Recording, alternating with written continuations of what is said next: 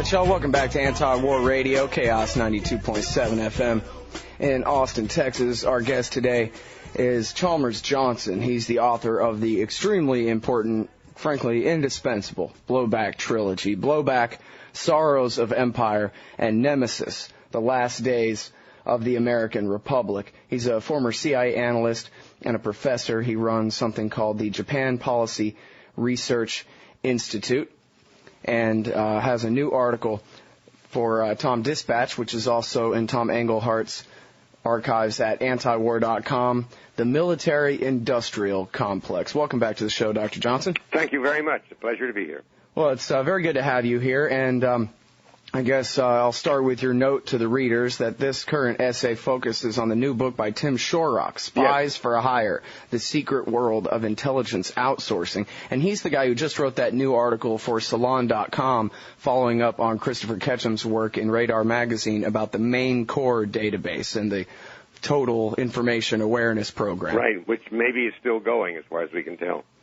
Well, yeah, and that's something that you bring up in this article. Yes. And I guess, well, let's just go ahead and skip right to that. That they had this total information awareness thought up by DARPA under Admiral Poindexter from Iran-Contra fame. Right. When it came out, they tried to rename it the Terrorism Information Awareness, but then Congress, I believe, told the president he wasn't allowed to spend money on that anymore. But you say in your article, looks like they just turned it over to a so-called private company. The National Security Agency decided to continue it anyway, gave it to Booz Hamilton Allen and SAIC Corporation to continue, and as far as we know, Shorrock has dug up some new information. It's still going on. And with this kind of data mining, it seems like, if I remember right, this is some of the sort of stuff that John Ashcroft and John Mueller almost resigned over, right, was these widespread fishing expeditions. This is pretty close to German totalitarianism, to the Gestapo or the Stasi, just collecting every known bit of information you can, from every purchase to every telephone call made, every email sent, every ticket purchased, every vacation taken. Put all that together and see if you can't find a pattern that somebody in Washington says looks like terrorism. Well, Dr. Johnson, what do you know about the Stasi? Well, I know just the history of the secret police in former East Germany, in which they were famous for their files and collecting enormous amounts of data on every citizen of the country. Well, I know that you used to be an ardent Cold Warrior, but I guess your focus has always been on the Pacific, right? More than on Europe, yes. Mm-hmm. And in fact, well, let's go back to that for a second. I remember when I first learned about you, the first thing I heard you say was that you were a former spear carrier for Empire. What does that mean, and what changed you to a former one from a current one? Well, I was certainly a Cold Warrior, that I did believe that the Soviet Union was a menace. I still believe that it was, and that it was proper to try and counter it in various ways. The thing that I guess led me to reconsider my position in the 1990s was precisely the collapse of the Soviet Union and of the Cold War and of the raison d'etre for America's global empire. One of the things that truly astonished me about it was how fast the United States turned to a search for a replacement enemy. Anything. China, terrorism, immigration issues, even instability. It became apparent that the critical thing here was not defense of the United States, but financing of the military-industrial complex. That, as John Maynard Keynes once said when somebody accused him of being inconsistent, when I get new information, I change my position. He then added, what, sir, do you do with new information? Well, we all just disregard it. So when you realize that, hey, the empire was supposed to fall apart. Its job was containing communism, not being a world empire. And when it didn't fall apart and they went searching for new enemies in the George Bush Senior administration, did that make you kind of revisit the Cold War policy itself? No question. That is, whether or not, in fact, the Cold War could be reduced to something more fundamental, namely the replacement of the global British Empire with an American empire after World War II. Very much an empire, as Andrew Bacevich has called it in his new book, an empire of consumption. an empire devoted to ensuring that countries like the United States and Britain consume enormous amounts larger than their contributions to the world of our natural resources and things of that sort. Doesn't that go straight back to that famous George Kennan National Security Council directive or something like that? To maintain our standard of living, we're going to have to wage war against the earth? Well, something like that. I mean, Kennan was certainly prescient on what we were getting into and did not kid himself that it was a benign and happy activity.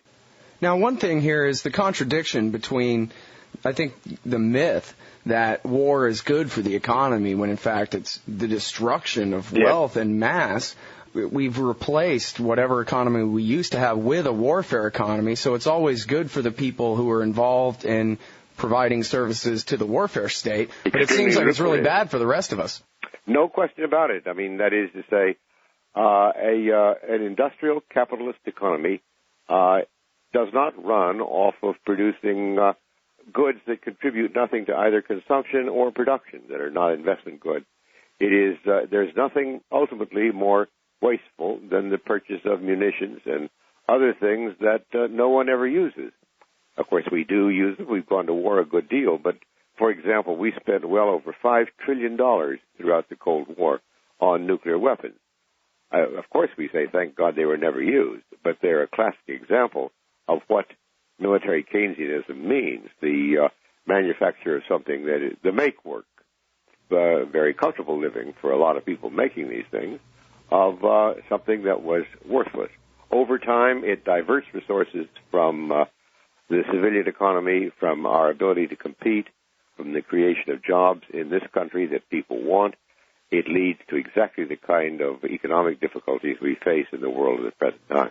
Well, that's a very important phrase, I think, military Keynesianism. It's demand-side economics, but it's all centered around putting people to work making weapons. Keynes never, ever used the term. We just use it because of his belief in counter-cyclical spending in the times of depression in order to regain employment by the government becoming a source of work in the last resort. I mean, he said we may, if necessary, have to start seeding disused mines with something valuable and then hiring people to dig it up.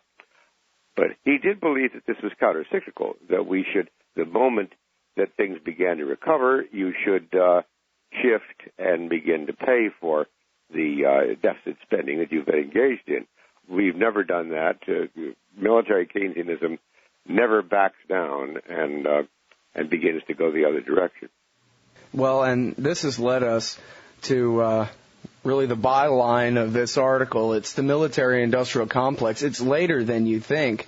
You know, by the time I gave his... We don't even know who's in charge anymore. It's now been so thoroughly privatized that no matter how hard a serious Congress, which we don't have, but how hard a serious Congress tried to do oversight, these are now private and proprietary issues of corporations like SAIC or CACI International and others. Right. I mean, and this is where we get to where we're just, I guess we're still not supposed to call it this unless there are men in gray uniforms goose-stepping down the street, but this is fascism. Well, that was one of the things. It started back in the late 1930s when Roosevelt began to try and build what he called the arsenal of democracy in this country and promoted so-called cooperative, collaborative arrangements between the private sector and private business. It turns out that some people pointed out at the time that there were a good many Italian fascists, Mussolini himself ultimately, quoting one of his major economic theorists, that fascism amounts to a union between private business and the government. Well, and in fact, for quite a time, Mussolini was very popular here in America, and there were prominent Democrats like Woodrow Wilson's alter ego, Colonel Edward Mandell House, who bragged that his theories about how America ought to run in his book, Philip Drew Administrator, anticipated Mussolini by several years. Yes. Yes, these ideas were not foreign to the United States, and they did, as it turned out, ultimately overcome the Great Depression. It was arms spending during the Second World War that finally overcame the Depression. It was one of the reasons also we now know for NSC 68 and the Cold War and things of this sort was the fear in the late 1940s that the Depression was going to return. It's funny, taking all that money and investing it in do-nothing nuclear bombs yes. as supposed to save us when all it did is reorder our economy. It didn't necessarily save it surely did reorder it, and it vastly undercut our idea of where power is, how it should be supervised. I believe that the biggest single crime of the military-industrial complex against our democracy has been the almost total corruption of Congress, in the sense that Congress is now totally complicit with the Pentagon in arms building. Individual congressmen or women will do anything to keep bases, military plants, army bases, things of that sort in their districts because it equates, in their view, with good jobs. Mm-hmm. Now, this will be controversial and contrary, but I would argue that really the problem is democracy. The problem is this Congress that is so easy to control who comes to Congress when you already have your hands in the till, and then when you control who comes to Congress, you get to keep your hands in the till and make sure that they come back next time. They're reelected at, 98% or something? No question. Incumbency is just a scandal. But precisely, it's one of the points I try and make in this article for Tom Dispatch is, I quote at some length, the growing body of evidence that democracy is being subverted, truly subverted, by private interest, by so-called privatization, the theme of Sheldon Wollen's new book on so-called inverted totalitarianism, by which he means the totalitarian tendencies towards conformity and failing of dissent and things of that sort in the United States, but without the repressive policies of German, Italian, or Soviet totalitarianism. These are serious issues, and that's why I say I greatly admire Shorek's Spies for Hire book. It's a brilliant book, but at the same time his subtitle concerns the outsourcing of our intelligence services. I don't think it's outsourcing. I think it's outsourcing means a business going outside to buy things that it can't manufacture itself, Scotch tape, paper clips, whatever. This is more than outsourcing. It is actually getting to the point where clandestine services, the National Security Agency, that it's up in the figures of 80% of the employees are green badges, so-called. That is, regular employees have blue badges, but green badges are working for a private company, not subject to the Uniform Code of Military Justice, not subject to the orders of anyone in official or elected position, and serving the interests of a private company and its bottom line. And where the government, say, for example, the CIA might be forbidden from compiling data on all of us American citizens, they can just buy it from private companies, quote-unquote, wink-nudge private companies that they're really in on anyway. And they do it all the time. It turns out to be seemingly much easier. I mean, as you said in the start of the program, the Poindexter's Total Information Awareness Program, the Congress declared it an insufferable intrusion into the privacy rights of Americans. The NSA on its own continued it, and but got around any sort of congressional objections by simply farming it out to the private sector, who didn't seem to give it a second thought. Mm-hmm.